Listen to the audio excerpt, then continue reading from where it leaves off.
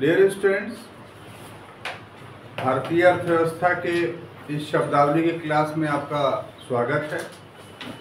आज हम लोग अर्थव्यवस्था संबंधित शब्दावली के 8वीं क्लास में प्रवेश कर रहे हैं और आज के क्लास में भी हम लोग बहुत सारे शब्दावलियों का अध्ययन करने जा रहे हैं। इसमें आज पहला शब्दावली होगा टपकन सिद्धांत, ट्रिकल डाउन थ्योरीज। देखते हैं कि टपकन सिद्धांत क्या है या ट्रिकल डाउन थ्योरी में क्या कहा जाता है।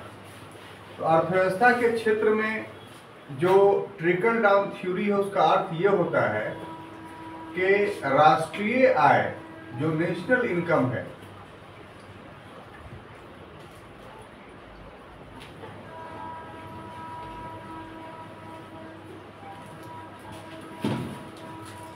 उससे संबंधित ये शब्दावली है कि यदि नेशनल इनकम हमारा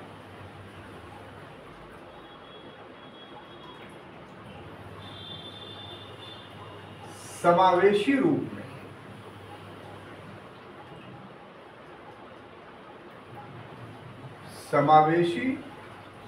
में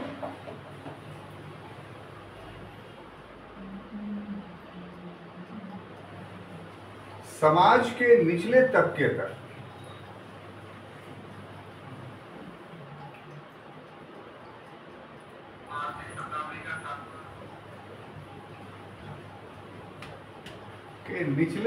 तक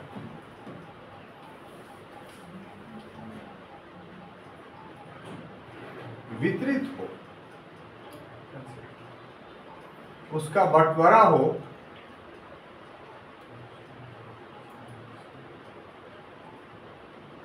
जिसके परिणाम स्वरूप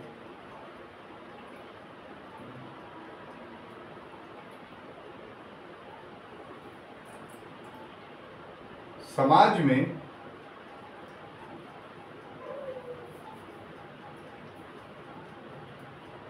आर्थिक समानता स्थापित होता हो,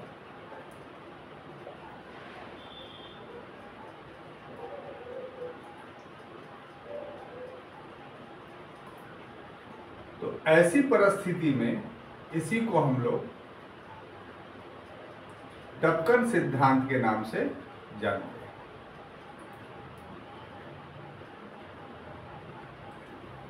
तो देखिए, ट्रिकल डाउन थ्योरी या टपकन सिद्धांत का एक अपना अर्थ है, पहले उसको समझ लीजिए और तब उसका अर्थव्यवस्था में क्या इस्तेमाल होता है उसको हम लोग समझेंगे। तो यदि टपकन सिद्धांत या ट्रिकल डाउन थ्योरी शब्द का इस्तेमाल करते हैं तो इसका शाब्दिक अर्थ होता है कि साधन किसी वर्ग विशेष के पास आता हो और उस वर्ग विशेष के द्वारा छन छन कर उसके लाभ निचले तबके को अगर मिले तो उसी को हम लोग टपकन सिद्धांत या निस्यंदन सिद्धांत या ट्रिकल डाउन थ्योरी बोलते हैं। टपकन सिद्धांत बोले या हिंदी में उसका एक और दूसरा नाम है निस्यंदन सिद्धांत और उसका इंग्लिश वर्जन हम लोग ट्रिकल डाउन थ्योरी बोलते हैं। तो इसमें वर्ग विशेष के पास साधन रहता है और उस वर्ग विशेष साधन संपन्न होने के बाद अपने निचले तबके को उस साधन से लाभान्वित करता है। तो ऐसे स्थिति को हम लोग टपकन सिद्धांत या निस्यंदन सिद्धांत कहते हैं। इसका आम तौर पे जो इस्तेमाल किया गया था भारत में वो लॉर्ड मैकाले की शिक्षा नीति के परिवेश में इस्तेमाल किया गया था। लॉर्ड मैकाले ने अपने शिक्षा नीति में कहा था कि हम उच्च वर्ग को अंग्रेजी में, इंग्लिश में शिक्षा देंगे या पाश्चात्य शिक्षा से शिक्षित करेंगे और बाकी भारत के लोग जो है जब उच्च वर्ग शिक्षित हो जाएगा तो उससे लाभान्वित होंगे, उससे वो शिक्षित हो जाएंगे। तो इसीलिए मैकाले डॉक्ट्राइन को, मैकाले के शिक्षा नीति को हम लोग निस्यंदन सिद्धांत के नाम से जानते थे, ट्रिकल डाउन थ्योरीज के नाम से जानते थे। हालांकि ये सफल नहीं हुआ। अगर अर्थव्यवस्था में इस सिद्धांत का इस्तेमाल करते हैं तो इसका सिंपल सा अर्थ होता है राष्ट्रीय आय, नेशनल इनकम। अब राष्ट्रीय आय स्वाभाविक सी बात है कि देश की आय है, एक राष्ट्र की आय है। तो राष्ट्र की आय का अर्थ हुआ कि ये धन किसका है? राष्ट्र का है। अब इसका वितरण इस ढंग से किया जाए, इसका बंटवारा इस ढंग से किया जाए कि सभी लोगों के राष्ट्रीय आय में समानुपातिक रूप से वो राष्ट्रीय आय वितरित हो जाए। तो यदि समानुपातिक रूप से राष्ट्रीय आय वितरित होगा तो इससे आर्थिक समानता आएगी। जब आर्थिक समानता आएगी तो समाज भी समान हो जाएगा। तो अर्थव्यवस्था के क्षेत्र में राष्ट्रीय आय का निचले तबके में समान वितरण जो किया जाता है, इसी समान वितरण को जिस सिद्धांत के तहत किया जाता है उसको निस्यंदन सिद्धांत कहते हैं, ट्रिकल डाउन थ्योरी कहते हैं। क्लियर? एक दूसरे रूप में इसको समझने का प्रयास करते हैं कि यदि राष्ट्रीय आय, नेशनल इनकम समावेशी यानी बराबरी के रूप में अगर समाज के निचले तबके तक वितरित हो जाता है, और जब वितरित होता है तो इसका परिणाम क्या होता है कि सबसे बड़ी बात कि समाज में इकोनॉमिक इक्वालिटी आती है, आर्थिक समानता आती है। तो ये जिस थ्योरीज के तहत आती है उसी को ट्रिकल डाउन थ्योरी या टपकन सिद्धांत कहते हैं। अब देखिए यहां पर एक बात ध्यान देने योग्य है कि ट्रिकल डाउन थ्योरी या टपकन सिद्धांत का अर्थ ये नहीं है कि राष्ट्रीय आय का पूर्ण रूप से समान वितरण। जैसे मान लिया जाए 100 रुपया राष्ट्रीय आय है, 10 जनसंख्या है, तो इसका अर्थ ये नहीं है कि सभी को 10-10 रुपया, बल्कि जो जिस योग्य सामर्थ्य है समाज में, जिसकी जो भूमिका है और जिसका जो खर्च है, जिसकी जो अनिवार्यता है, उसके अनुरूप जो है यदि उसका वितरण होता है, इसको हम समावेशी वितरण कह सकते हैं। जैसे उदाहरण लिया जाए कि कोई एक कारखानेदार है, तो कारखानेदार का खर्च एक मजदूर के खर्च से अधिक होगा। अगर कारखानेदार को और मजदूर को समान रूप से अगर पैसे का बंटवारा किया जाएगा लाभ में, तो इसके परिणाम क्या होंगे कि कारखाना बैठ जाएगा, क्योंकि जो उद्योगपति है उसका खर्च मजदूर से ज्यादा है। उसको उद्योग के टूटे फूटे चीजों की मरम्मत करनी है, उसे उद्योग में नए तकनीक का प्रयोग करना है, उसे उद्योग को संचालित करने के लिए कच्चा माल खरीदना है, उसे उद्योग के बने हुए मालों को बेचने के लिए यातायात के साधन उपलब्ध कराने हैं। तो इन सबों के लिए स्वाभाविक रूप से एक मजदूर से ज्यादा उसके पास खर्च होगा, तो उसकी आय भी उसी अनुपात में होनी चाहिए। तो जिसकी जो अनिवार्यता है उस अनिवार्यता के अनुरूप यदि राष्ट्रीय आय का वितरण समावेशी रूप से, यहाँ समावेशी रूप का अर्थ हुआ उसकी आवश्यकता के अनुरूप यदि वितरित होता है, तो हम इसको ट्रिपिकल डाउन थ्योरी या निस्यंदन सिद्धांत से वितरण कहेंगे, और इससे समाज में इक्वालिटी आएगी। क्यों? क्योंकि अर्थव्यवस्था के क्षेत्र में इक्वालिटी आएगी। क्लियर? अब दूसरा थ्योरी देखते हैं कि संचित निधि। संचित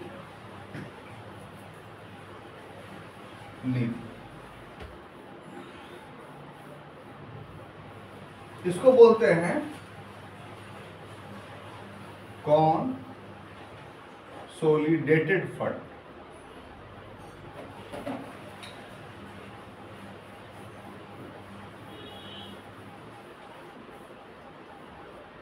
तो देखिए संविधान के अनुच्छेद 267 में ये जो संचित निधि है ये संवैधानिक निधि है। पहली बात तो ये जान लीजिए।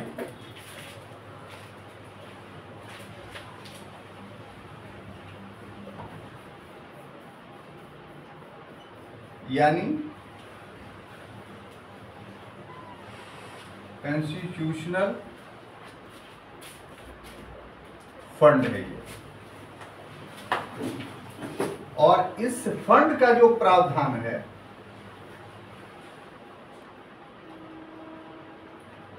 वह संविधान के अनुच्छेद 267 में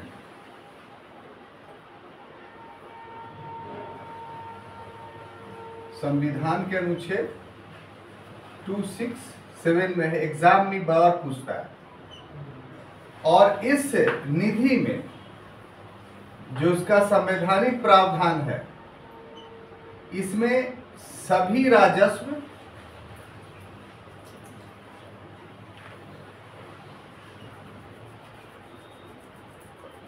ऋण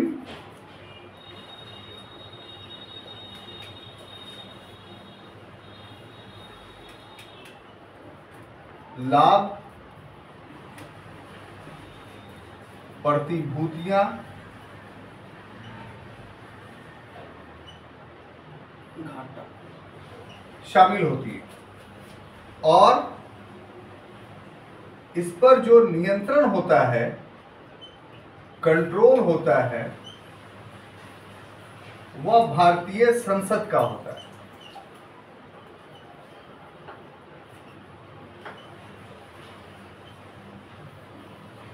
इसको एक दूसरा नाम भी हम दे सकते हैं, और वो नाम है राजकोष, यानी एक्सचेकर। ठीक है, इतनी सारी बात आपको समझना है।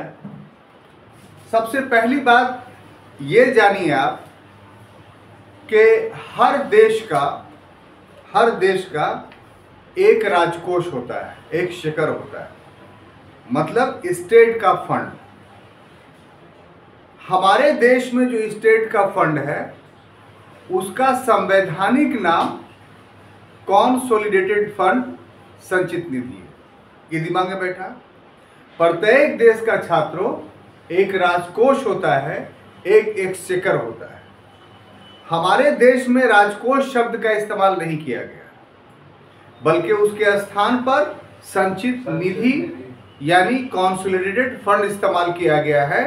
और यह जो फंड है ये पूरी तरीके से एक संवैधानिक निधि है, एक कॉन्स्टिट्यूशनल फंड है।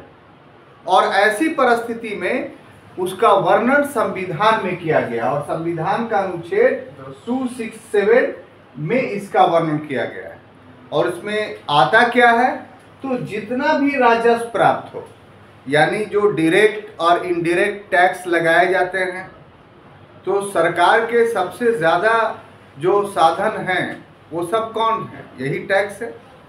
इसी से उसको अधिकांश आय होती है। इसके अलावा अधिभार लगाती है, सेस लगाती है। ये सभी के सभी राजस्व प्राप्तियां हैं, सिर्फ कर ही नहीं है, अधिभार और शुल्क जो है वो भी इसके अंतर्गत आते हैं। इसके साथ ही साथ सरकार ऋण लेती है। ये ऋण विदेशी ऋण भी हो सकता है, देश के अंदर के किसी संस्थाओं से भी ऋण हो सकता है, या अपना बॉन्ड बेच करके सरकार उधार लेती है जनता से, वो धन भी हो सकता है।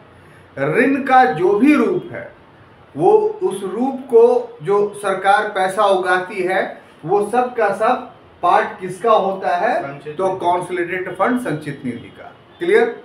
इसके अलावा लाभ बहुत सारा सरकार जो है अपना इंटरप्राइजेस चलाती है, कारखाना चलाती है। जैसे रेलवे उसका सबसे बड़ा कारखाना है, तो इससे लाभ होता है ना। सेल इसका कारखाना है, भेल इसका कारखाना है, बहुत सारे कारखाने हैं जो सार्वजनिक क्षेत्र के हैं। तो इससे जितना लाभ प्राप्त होता है, आय प्राप्त होती है, वो सब संचित निधि का भाग होता है। इसके अलावा जितना प्रतिभूतियां होती हैं, सिक्योरिटीज होती हैं, सरकार बहुत सारी सिक्योरिटीज खरीदती है। तो जैसे आप शेयर खरीदते हैं ना, वैसे सरकार भी खरीदती है बहुत सारे कंपनियों की शेयर। तो वो सारे के सारे किसके भाग होंगे, संचित निधि के। बात समझ में आ रही है? yes, अब इसका नियंत्रण कौन होता है, तो नियंत्रण इसका भारतीय संसद होता है। इसके क्या मीनिंग हुए, इसका मीनिंग ये हुआ कि इसमें कोई भी राशि जमा की जाएगी या कोई भी राशि खर्च की जाएगी तो बिना संसद की अनुमति से नहीं की जाएगी। और संचित निधि में धन जमा करने और धन निकालने के लिए संसद से जो परलेख या डॉक्यूमेंट पास कराया जाता है, उसी परलेख, उसी डॉक्यूमेंट्स को हम लोग बजट बोलते हैं। या बजट शब्द तो संविधान में नहीं वर्णित है, बल्कि बजट के जगह पे हमारे संविधान में जो शब्द वर्णित है वो वार्षिक वित्तीय विवरण यानी एनुअल फाइनेंशियल रिपोर्ट। बजट को हम लोग क्या बोलते हैं? एनुअल फाइनेंशियल रिपोर्ट, वार्षिक वित्तीय विवरण। तो इसी विवरण के आधार पर हम लोग टैक्स इंपोज करते हैं। इसी बजट या इसी विवरण के आधार पर हम लोग राशि खर्च करने का प्रावधान करते हैं। तो इसका अर्थ क्या हुआ कि संसद के अनुमति से ही संचित निधि में राशि जमा की जा सकती है और संचित निधि से राशि निकाली जाती है। कोई कंफ्यूजन इसमें? अब देखिए, इसमें एक प्रश्न उठता है जो आपको जानना चाहिए। हम आपसे करते हैं, आप पहले जवाब दीजिए, तब हम इसका एक्सप्लेन करेंगे कि आखिर यह संचित निधि यानी कंसोलिडेटेड फंड कहाँ स्थित है। आप जानते हैं इस बात को? बताइए। जैसे धन है, रुपया है, कुछ होगा तो कोई एक बिल्डिंग होगा ना भाई, वहां रहता होगा। तो कहाँ है ये? भारत का संचित निधि किस शहर में अवस्थित है? बताइए। बंबई में है, दिल्ली में है, कहाँ है? भारत की संचित निधि कहाँ अवस्थित है? दिल्ली हो सकता है। आपका क्या जवाब है?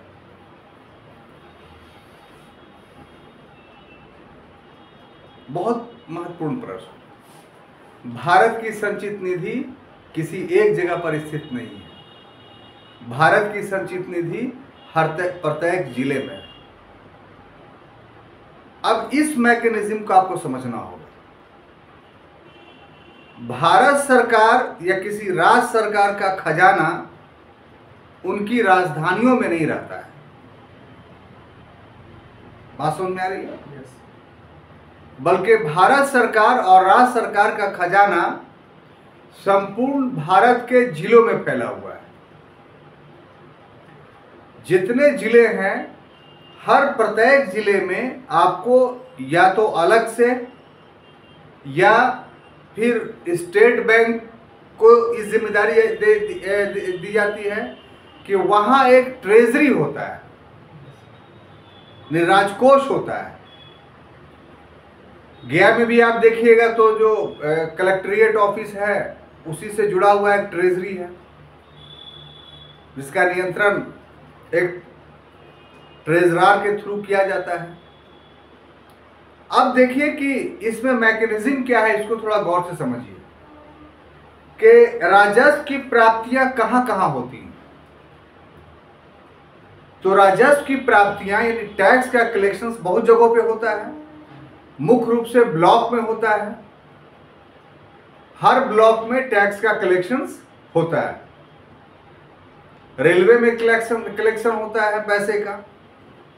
तो जहां जहां सरकारी कलेक्शन होता है, भू राजस्व का या अन्य राजस्व का या और बहुत सारे लाभ प्राप्त होते हैं, तो उसके नियम बने हुए हैं कि ट्रेजरी में एक रजिस्टर होता है। उस रजिस्टर में विभिन्न खाने होते हैं। पहला खाना तो होता है, दो भाग में बटा होता है, दो रजिस्टर होता है। एक केंद्र सरकार का रजिस्टर और दूसरा राज्य सरकार का रजिस्टर, यानी केंद्र सरकार का कंसोलिडेटेड फंड और राज्य सरकार का कंसोलिडेटेड फंड। बात समझ में आई?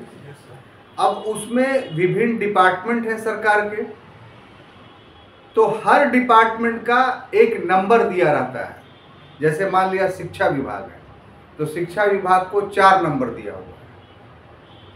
रेलवे विभाग है तो रेलवे को 1 नंबर दिया हुआ है। तो उस डिस्ट्रिक्ट में जो प्राप्तियां होंगी उस दिन, तो उसके सेकंड डे 11 बजे तक ट्रेजरी में उसको जमा करवाना होगा वहां। जैसे उदाहरण के लिए बता रहे हैं कि आप ब्लॉक को लीजिए, तो ब्लॉक भू राजस्व इकट्ठा करता है।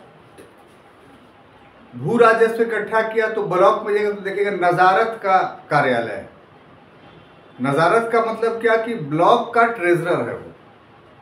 वहां बजाते तौर पे उस कमरे में जाइएगा तो अनाधिकार प्रवेश लिखा रहता है, तो देखिएगा तो वहां तिजोरी बना रहता है। तो वहां जो बैठेगा वो नजारत, वो 12-1 बजे से बैठेगा। और जितने भी कर्मचारी हैं जो पैसा कलेक्ट करके लाए हैं टैक्स के रूप में, वो 12-1 बजे आकर करके उसको जमा करते हैं। और वो सेकंड है वो पैसा वो जाकर के जिले के ट्रेजरी में जमा करता है। 11 बजे के पहले। हाँ, 11-12 बजे वो जमा कर देगा और 12-1 बजे तक वो चलाएगा ब्लॉक। तो कहने का मतलब ये है कि हर ब्लॉक जो है वो प्रतिदिन अपने आय को जमा करता है कहाँ? जिला ट्रेजरी में। बात समझ में आई? इसी ढंग से उस जिले में जितने सरकारी कार्यालय हैं, अगर केंद्र सरकार का है उसकी आय हुई है तो वहां जाकर के जमा करेगा, राज्य सरकार का भी है तो वही ट्रेजरी में जमा करेगा। अब पैसा वहीं रुक गया, वहां से पैसा नहीं बढ़ेगा आगे। बात समझिए, वहां से क्या बढ़ेगा? कागजी विवरण। क्या? तो प्रति सप्ताह हर डिस्ट्रिक्ट का ट्रेजरी जो है वो पूरा संचित निधि का विवरण राज्य का जो हेडक्वार्टर है वहां महालेखाकार का कार्यालय होता है, हर स्टेट में होगा। महालेखाकार का मतलब वो क्या हो गया? AG office, accountant general office. तो हर स्टेट में महालेखाकार अकाउंटेंट जनरल का कार्यालय होता है। वो हफ्तावार हर डिस्ट्रिक्ट का विवरण वहां पहुंच जाता है। बात समझ में आ रही है ना? तो उस स्टेट में एक हफ्ते के अंदर किस डिपार्टमेंट में कितना आय हुआ वो उसको पता हो गया। इसी तरीके से वो महीने तक ये डेटा कलेक्ट करता है। AG office, accountant general office, महालेखाकार का कार्यालय। फिर वो मंथली वाइज हर महीने का विवरण कहाँ भेज देता है? सिर्फ केंद्र सरकार वाला, दिल्ली में। तो वहां कौन है? अटॉर्नी जनरल, सॉरी, महालेखा और नियंत्रक परीक्षक। यहाँ महालेखाकार बोल रहे थे और पूरे भारत का जो है उसको नियंत्रक यहाँ महालेखा परीक्षक, controller and auditor general, CAG। तो वहां वो पूरा विवरण जमा कर देता है। तो इस ढंग से भारत सरकार की कितनी आय हुई एक वर्ष में वो कौन बताएगा? कैग बताएगा। बात समझ में आ रही है? राज्य सरकार को कितना आय हुई एक साल में कौन बताएगा? तो महालेखाकार बताएगा, अटॉर्नी जनरल बताएगा। बात समझ में आ रही है? अब देखिए, पैसा सबका सब इस डिस्ट्रिक्ट में है, ना दिल्ली में है ना पटना में। आप समझ लीजिए, दिल्ली और पटना में क्या है? सिर्फ कागज पर लिखा हुआ रिपोर्ट है कि सरकार के पास इतना आय हो गई है।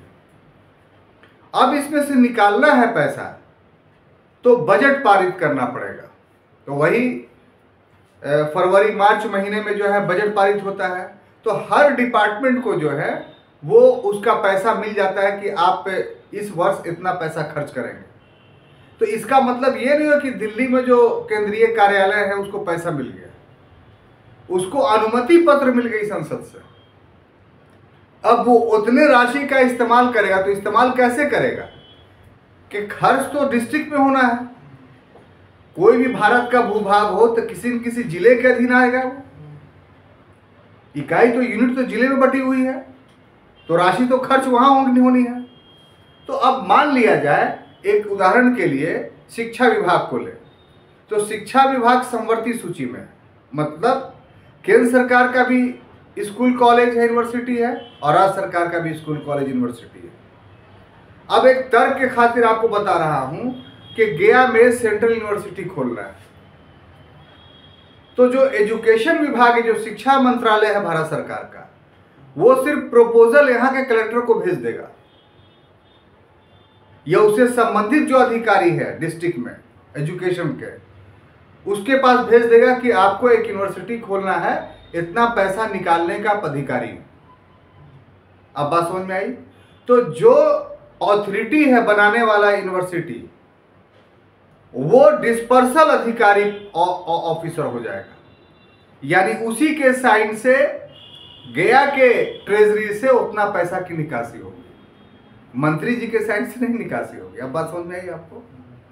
तो इस ढंग से छात्रों संचित निधि या कंसोलिडेटेड फंड का अस्तित्व पाया जाता है, और उसमें इस तरीके से पैसे की निकासी होती है और इस तरीके से पैसे का जमा होता है। क्लियर? कोई कंफ्यूजन नहीं? तो अब आपसे कोई पूछेगा कि भारत की संचित निधि कहाँ है, तो आप बोलिए कि दिल्ली में है, हर जिलों में। हर जिलों में है। तो ये ऑब्जेक्टिव क्वेश्चन भी आपसे पूछ सकता है। तो अगर यदि आप नहीं जानते तो क्या दिल्ली मारते या बॉम्बे मारते, कि रिजर्व बैंक का हेडक्वार्टर बॉम्बे में है, तो चलो उसी को मारते। प्रत्येक जिले में है ये तो आपका आंसर नहीं होता। क्लियर? प्रत्येक जिलों में होता हाँ, मैं सॉरी, नहीं, प्रत्येक जिलों में अगर ऑप्शन रहता तो आप अगर ये बात नहीं जानते तो आपका आंसर ये नहीं होता, आप गलत आंसर देते थे, ये हम कहना चाह रहे हैं। क्लियर? अब देखिए दूसरा जो टर्मिनोलॉजी है जिसको हम पढ़ने जा रहे हैं वह है आकस्मिक निधि। क्या है?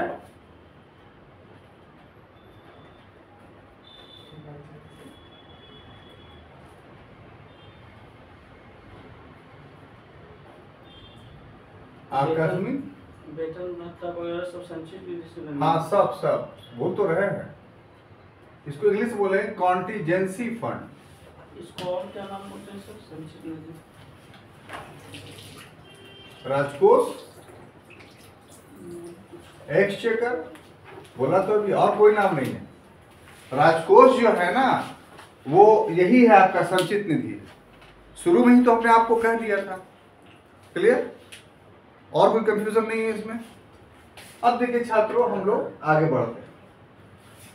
तो ये थर्ड टर्मिनोलॉजी जो है वो कौन सा, किससे संबंधित है? आकस्मिक निधि से, जिसको इंग्लिश में बोलते हैं कंटीजेंसी। ठीक है? तो इसको इस ढंग से पढ़िए कि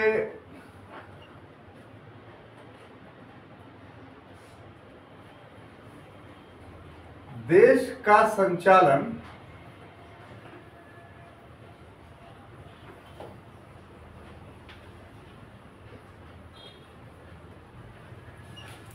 संचित निधि से होता है ना? संचित निधि।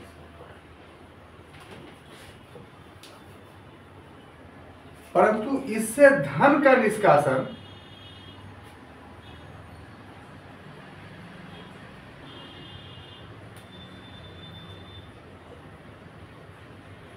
जब भी होगा तो बजटीय प्रावधान से होता है। बजट पास करवा के। हाँ, बिना उसके नहीं।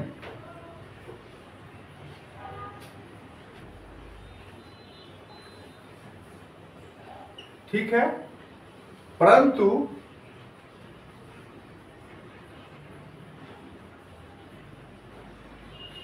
आकस्मिकता अगर आ जाए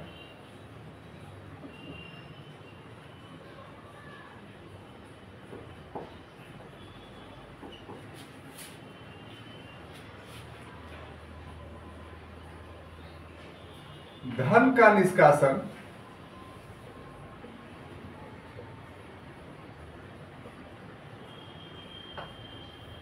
जो किया जाएगा वो आकस्मिक निधि से।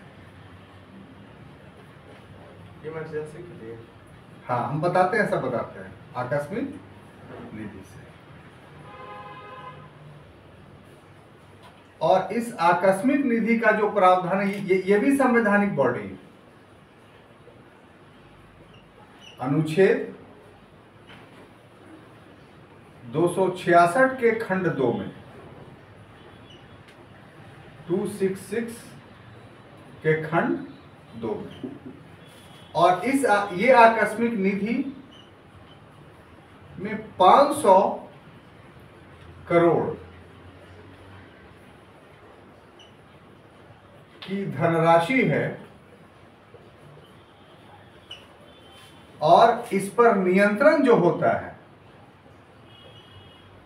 वो राष्ट्रपति का होता है। किसका? राष्ट्रपति।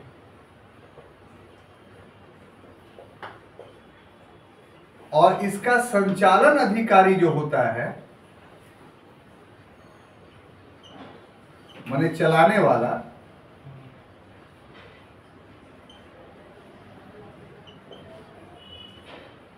वो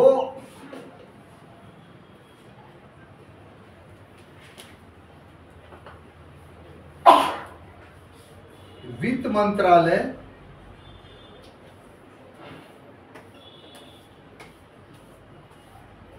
के आर्थिक मामलों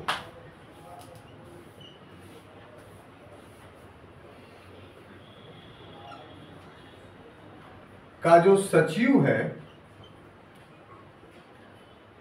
वो होता है। इसमें से धन निकाला गया धन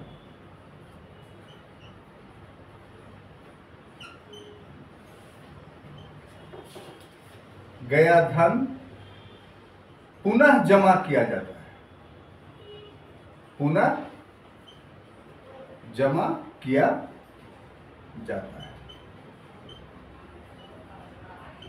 ठीक है, तो अब इसको समझते हैं। बहुत धीरे धीरे और सूक्ष्मता से चीज़ों को समझिए। ये सब चीज़ ऐसा है कि यदि आप गौर से बातों को नहीं समझते हैं तो फिर पढ़ने से कोई फायदा नहीं।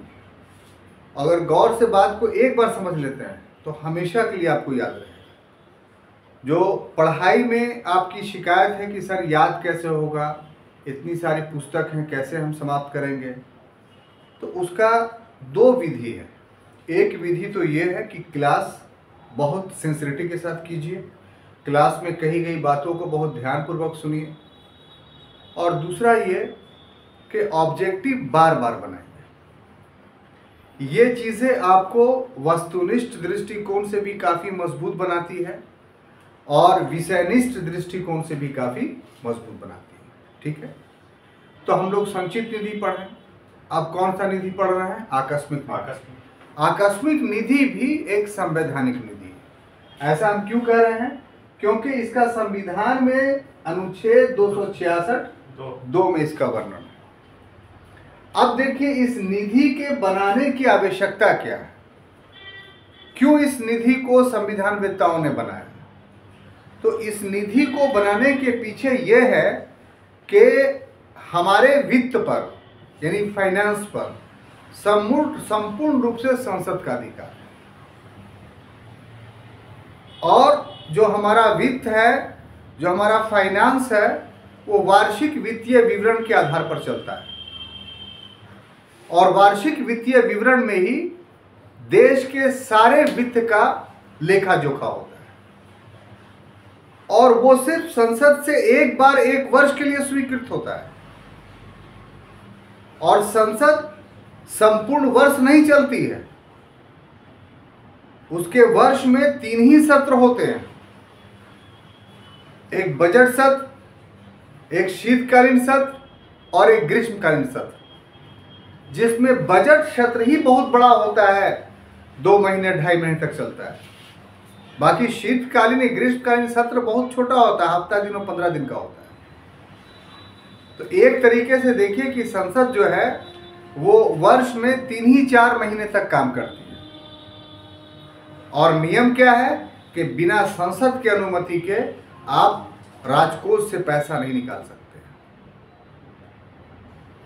इस नियम के रहते हुए क्या हो सकता है कि अगर आकस्मिकता आ गई, इमरजेंसी आ गई, तब धन कहां से आएगा? जैसे उदाहरण के लिए कैसी आकस्मिकता है, तो रक्षा विभाग के लिए बजट स्वीकृत है, लेकिन मान लिया जाए किसी देश से हमारा युद्ध हो गया, तो उस दौरान हमें अस्त्र शस्त्र और खरीदने की आवश्यकता होगी। गोला बारूद और लेने की आवश्यकता होगी, और जो पूर्व के अस्त्र शस्त्र और गोला बारूद लेने के लिए प्रावधान बजट में था उसके अतिरिक्त लेने की आवश्यकता होगी, तब तो सरकार के पास धन नहीं होगा।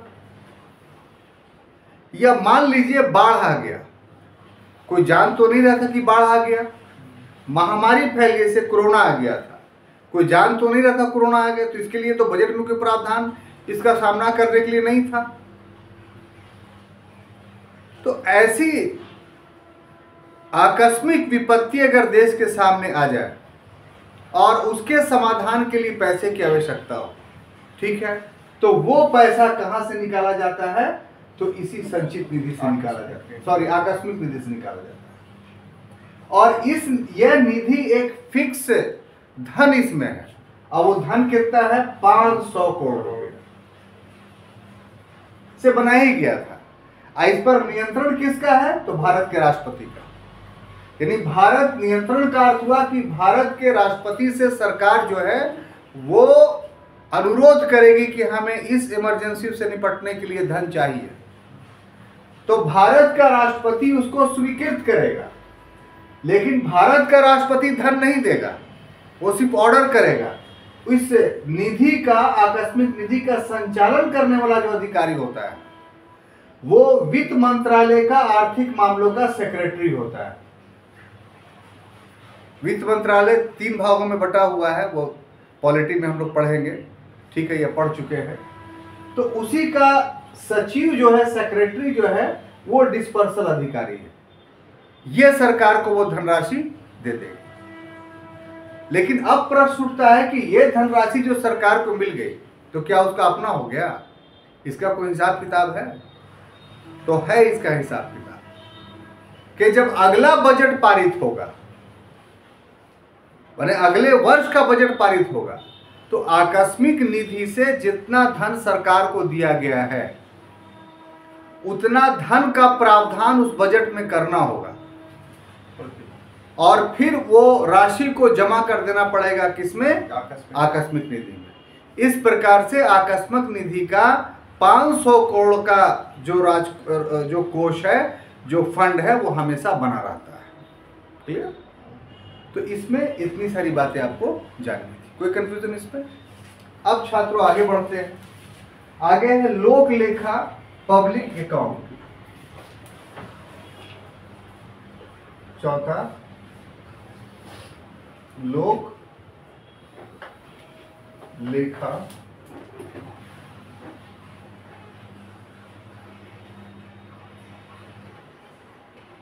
पब्लिक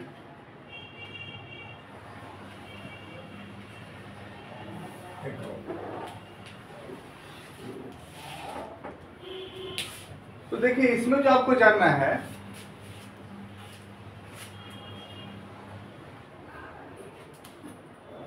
कि अनेक प्राप्तियां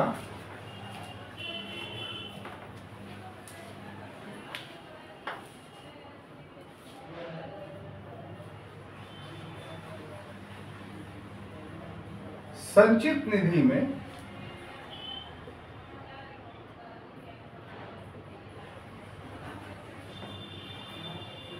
जमा नहीं होती।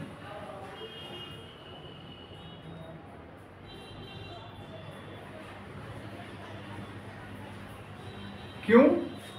क्योंकि ये जो अनेक प्राप्तियां हैं वो राजस्व का भाग नहीं है।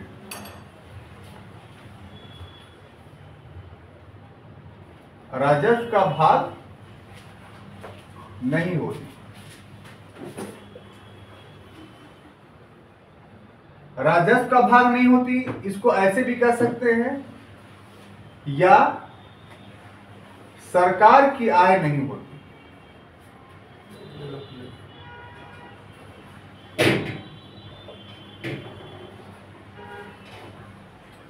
आय नहीं होती, अपितु ये जो अन्य प्राप्तियां हैं,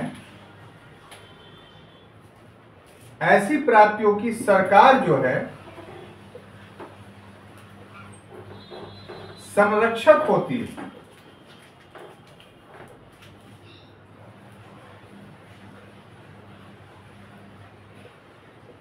जैसे में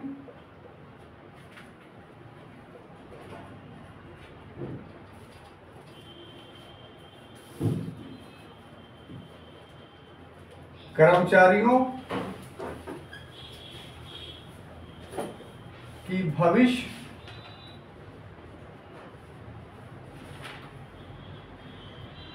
निधि की राशि, जैसे किसी सेवा हेतु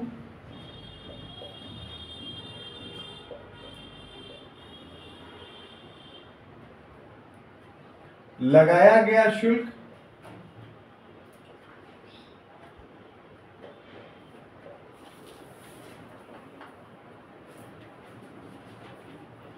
या संचित निधि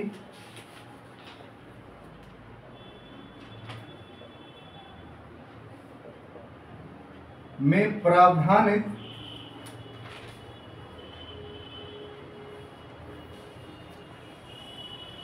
प्राप्तियों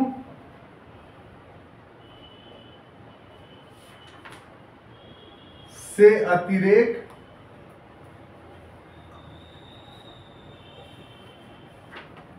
प्राप्ति।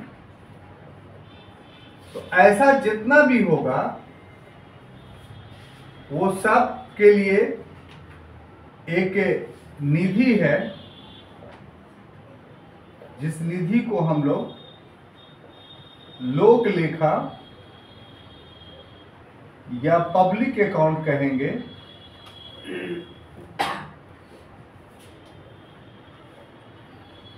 और ये लोक लेखा भी एक संवैधानिक निधि है, क्योंकि इसका विवरण संविधान के अनुच्छेद 266(2) में है, 2662 में। 366 में संचित नहीं संचित 66 में है ना। 267 में आकाश में 267 में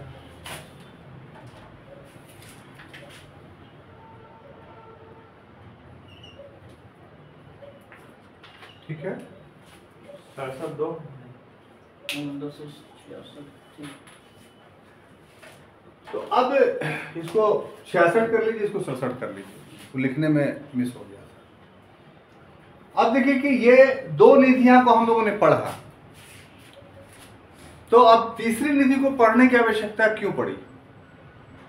तो इसका जवाब ये है कि देखिए, जो बहुत सारी ऐसी प्राप्तियां हैं सरकार जो प्राप्त करती है, उसको संचित निधि में जमा नहीं करती। ठीक है, संचित निधि में जमा क्यों नहीं करती है? कि संचित निधि में मदवार विवरण है, टॉपिक वाइज विवरण दिया हुआ है कि यही सब प्राप्तियां जो है जमा होंगी। तो राजस्व का भाग नहीं होती है, यह सरकार की आय का वो भाग नहीं होती है, इसीलिए ये संचित निधि में जमा नहीं होती है। तो जो राशि संचित निधि में जमा नहीं होती है, तो उस राशि को कहां जमा किया जाएगा? तो उस राशि को जमा करने के लिए एक अलग अकाउंट बना है, जिसको पब्लिक अकाउंट या लोक लेखा कहा जाता है। यह भी हर डिस्ट्रिक्ट में होता है। और इसमें क्या होता है कि सरकार उस राशि का सिर्फ संरक्षक होती है। जैसे कि एग्जाम्पल आपको हम देते हैं कि गया में पितृपक्ष का मेला लग रहा है, तो आप पटना से गया टिकट लेते हैं तो 50 रुपया लगता है, लेकिन पितृपक्ष का मेला लगेगा तो आपको 55 रुपया देना पड़ेगा। ये 5 रुपया अतिरिक्त आप क्यों दे रहे हैं? क्योंकि पितृपक्ष की व्यवस्था करने के लिए कलेक्टर को अतिरिक्त धन कहीं से नहीं मिलता है, तो वो शुल्क लगाता है। तो अब वो जो 55 रुपया है, उसमें से 50 रुपया संचित निधि में रेलवे जमा करेगी और 5 रुपया कहाँ जमा करेगी? लोक लेखा में, पब्लिक अकाउंट में। क्यों? क्योंकि पितृपक्ष के मौके पे वो शुल्क सेवा दे रही है। इसी प्रकार से जो कर्मचारियों का भविष्य निधि कोष होता है, तो वो सरकार की आय नहीं है, वो कर्मचारी का पैसा है। सरकार के यहाँ वो जमा करती है किस उद्देश्य से, कि जब हम सेवा से रिटायर कर जाएं तो हमको एक मुश्त राशि मिले या हमको पेंशन मिले, ताकि मेरा बुढ़ापा बहुत आराम से चले। तो सरकार ऐसी राशि का सिर्फ कस्टडियन है। संचित निधि में वो राशि जमा होती है जो उसकी आय है। भविष्य निधि में जमा राशि सरकार की आय नहीं है, कोई इनकम नहीं सरकार को हुआ। वो सरकार को कर्मचारी ने राशि इसलिए दे दिया है क्योंकि हम जब बूढ़ा हो जाए, रिटायर कर जाए, तो ये राशि हम हमारे काम में आए, आप हमें वापस कर दीजिए। तो ऐसे ऐसे बहुत सारी राशियां हैं जो सरकार की आय नहीं होती है, लेकिन सरकार के पास जमा करवाया जाता है किसी निश्चित उद्देश्य के लिए। तो वो सभी राशियां पब्लिक अकाउंट में, लोक लेखा में जमा होती है। और इसका भी संविधान में वर्णन है 266 में, जिसको हम लोग 266(2) बोलते हैं। और इस राशि में जमा करने या निकालने के लिए संसद से अनुमति की आवश्यकता नहीं होती है। इस पर कोई संसदीय नियंत्रण नहीं है। एक कार्यपालिका आदेश से सारा काम जमा करने का या निकासी करने का होता है। बात समझ में आई? तो ये काफी महत्वपूर्ण आज का क्लास था, यानी संचित निधि, आकस्मिक निधि और लोक लेखा, और एक अलग से हमने टपकन सिद्धांत पढ़ा दिया। तो आज के क्लास में इतना ही रहने दीजिए। अगले क्लास में एक आध दो क्लास और चलेगा और आपकी टर्मोलॉजी खत्म हो जाएगी। तब तक के लिए धन्यवाद।